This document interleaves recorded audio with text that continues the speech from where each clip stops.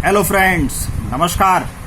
मैं योगेश चतुर्वेदी आज आपके लिए लेकर आया हूं बेलनाकार संधारित्र। जैसा कि मैंने आपसे पिछले वीडियो में जिसमें हमने बेलनाकार संधारित्र आपको समझाने का वादा किया था, तो आज मैं आपको इसमें बेलनाकार संधारित्र भी बताऊंगा। वहां मैंने आपसे कहा था कि हम विभवांतर निकालने के लिए समाकलन वाली विधि का उपयोग करेंगे, तो वो विधि भी आज मैं इस डेरिवेशन में आपको बताने वाला हूं। तो फ्रेंड्स, शुरू करते हैं आज का हमारा टॉपिक। बेलनाकार संधारित्र में देखिए नाम से स्पष्ट है, अब हमको जो दो चालक लेने हैं वो बेलनाकार होने चाहिए। तो चित्र में देखें आप, चित्र में कि हमने समाक्षीय मतलब एक ही अक्ष पर दो बेलन बनाए हैं, तो जाहिर सी बात है ये खोखले होंगे। तो आपने दो खोखले बेलन लिए जिनकी अक्ष आपने समान ली है और मोटाई अलग अलग ली है। तो पहले वाले चालक की मोटाई ये ए वाले की जो अंदर वाला है उसकी कम है, बाहर वाले की ज्यादा। लंबाई दोनों की हमने समान ली है। अंदर वाले की मोटाई उसकी त्रिज्या से हम नाप रहे हैं तो हमने स्मॉल ए ली है, बाहर वाले की मोटाई उसकी त्रिज्या से नापेंगे जो हमने स्मॉल बी ली। और इसके बीच मतलब इन दोनों बेलन के बीच में ये हमने रखा हुआ है कैपिटल के परावैद्युतांक वाला कोई माध्यम। तो इस प्रकार ये दो चालक जिनके बीच में भर दिया हमने ये माध्यम। अब अंदर वाला जो हमारा चालक है ए, इस चालक को दिया हमने ये प्लस क्यू आवेश। इस कारण ये जो बाहर वाला चालक है बी वाला, इसकी आंतरिक सतह पर ये माइनस क्यू आवेश प्रेरित हो गया है, बाहर वाली सतह पर प्लस क्यू आवेश प्रेरित होगा। लेकिन इसको जोड़ दिया हमने पृथ्वी से, तो वो बाहर का सारा प्लस कहां चला गया? पृथ्वी में।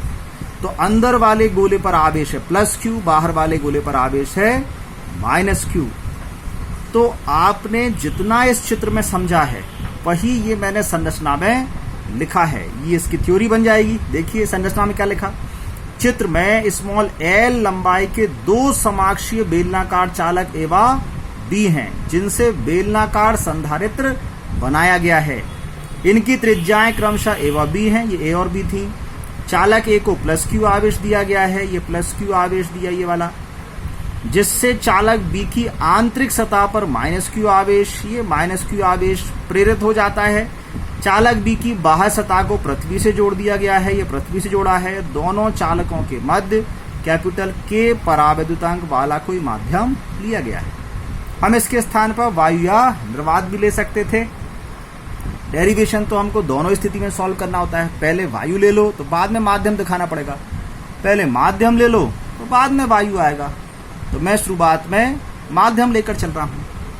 तो अब हम इस डेरिवेशन में जो धारिता निकालेंगे उस धारिता का फॉर्मूला होता है Q/VA माइनस VB। मतलब किसी एक प्लेट को या एक चालक को दिया गया आवेश और अपॉन में आता है उन दोनों चालकों के मध्य विभवांतर। तो अब आपने यहां जो विभवांतर निकालना है वो विभवांतर हम समाकलन के माध्यम से निकालेंगे। तो फ्रेंड्स, विभवांतर को यदि हम समाकलन से ज्ञात करना चाह रहे हैं तो ये फॉर्मूला होता है। ये हम कहां से बनाते हैं? वो तीव्रता और विभवांतर में संबंध से। तो अब हमको इसमें तीव्रता की वैल्यू चाहिए है, तो तीव्रता की वैल्यू कैसे निकालें? तो ये हमारे पास जो बेलनाकार चालक है, इस बेलनाकार चालक की ये जो अक्ष है इससे हमने r दूरी पर कोई बिंदु ले लिया P। इस बिंदु P पर निकालेंगे हम तीव्रता।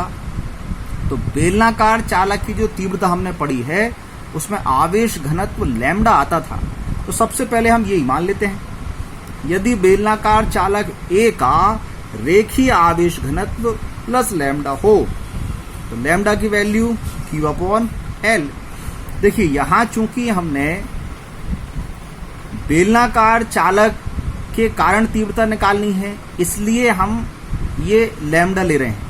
जैसे आपने जब समांतर प्लेट संधारित्र पढ़ा था तो वहां जो हमने तीव्रता निकाली थी उस तीव्रता के फॉर्मूले में हमने सिग्मा लिया था। यहां क्यों माना था सिग्मा? क्योंकि आपने फर्स्ट चैप्टर में बेलनाकार चालक हो, रेखीय चालक हो, समतल चालक हो, इन सब के लिए तीव्रताएं ज्ञात कर ली हैं।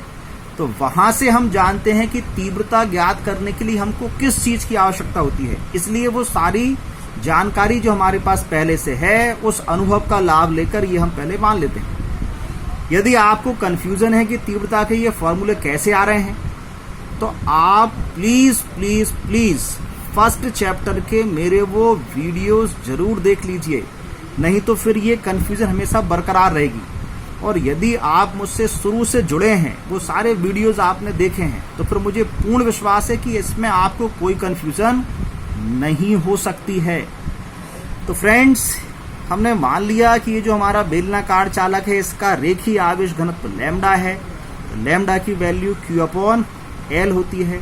अब रेखीय आवेश घनत्व को लैम्डा ही क्यों कहते हैं, इसकी वैल्यू Q/L ही क्यों होती है?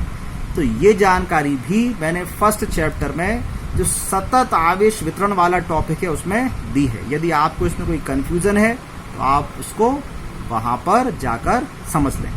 तो लैम्डा की वैल्यू हो गई हमारी Q/L।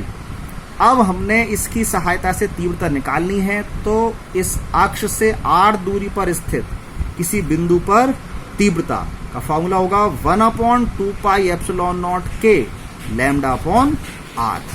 अब इस लैम्डा की वैल्यू हम ज्ञात कर चुके हैं, तो लैम्डा की वैल्यू दी हमने Q/L, ये आ गई Q/L। अब तीव्रता हमारे पास आ चुकी है, हमको विभवांतर ज्ञात करना है। ये विभवांतर का फॉर्मूला हम पहले ही देख चुके हैं। ये हमने कहां से बनाया है? तो हमने तीव्रता और विभवांतर में संबंध पढ़ा है, वहां पर ये चीज हमने बताई थी कि विभवांतर निकालने के लिए ये फॉर्मूला होता है। तो अब इस फॉर्मूले में ये मैंने E की वैल्यू यहाँ पर रख देनी है। तो ये E की वैल्यू जब मैंने यहाँ रखी, देखिए 1/2πε0K Q/RL, ये dr में आ गया।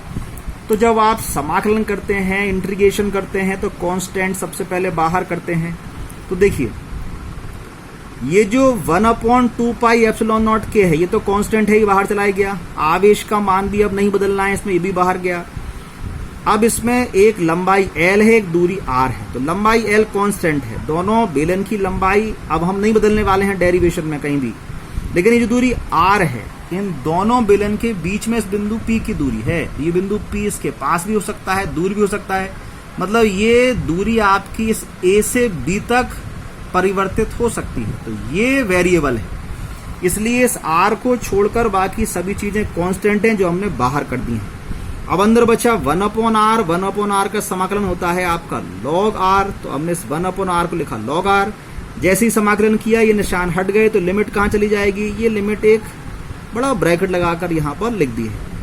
और लिमिट कैसे रखते हैं? तो पहले अपर लिमिट आती है, फिर माइनस का चिन्ह, फिर लोअर लिमिट। तो देखिए ये पहले R के स्थान पे लिखी मैंने अपर लिमिट A, फिर माइनस का चिन्ह आया, फिर उसी R स्थान लिखे लोअर लिमिट B।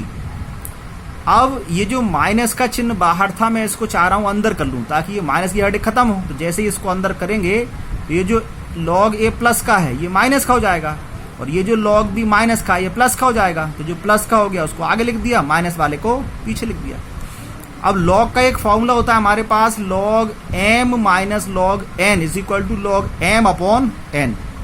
मतलब जब भी log में संख्याएं ये माइनस में होती हैं, तो उसको हम ऐसा अपॉन बटे करके लिख सकते हैं। तो यही काम हमने किया है। तो ये आ गया हमारा विभवांतर। अब धारिता के फॉर्मूले में मान रख दें, तो Q/VA माइनस PB, इसकी वैल्यू जो आपने निकाली है उसको रखिए, ये उठाइए यहाँ पर रख दीजिए। जैसे ही आपने विभवांतर रखा, आपने देखा ये Q से Q तो कैंसिल हो रहा है। अरे जल्दी जल्दी काटो भैया, बस खत्म कर दिया इसको। अब क्या था, बटे के बटे हैं, उनको पलट कर ऊपर कर लो। तो ये जो 2πε0K है, दिख रहा है, और ये L, ये चला जाएगा ऊपर। तो 2πε0KL ये ऊपर आ गया, नीचे कौन रह गया? log EB/A। ये हमारा आंसर। अब ये ε0 चल रहा है, इसका मतलब फेरेड SI यूनिट है। K चल रहा है तो माध्यम में है, यदि माध्यम हमारा वायु निर्वात है तो K की वैल्यू जाएगी आपकी 1। तो इसमें 1 कर दो, तो 2πε0L log B/A SI unit फेरेड। यदि हम CGS में वैल्यू ज्ञात करना चाहते हैं तो इसको हटाओ भैया। कैसे हटाएं? तो CGS में 1/4 पाई एप्सिलॉन नॉट की वैल्यू होती है 1 और हमारे पास क्या है 2 पाई एप्सिलॉन नॉट। तो यहाँ से जब हमने 2 पाई एप्सिलॉन नॉट की वैल्यू निकाली वो कितनी आई 1/2। ये 2 2 4 हो जाता है, तो ये 1/2 बच गया।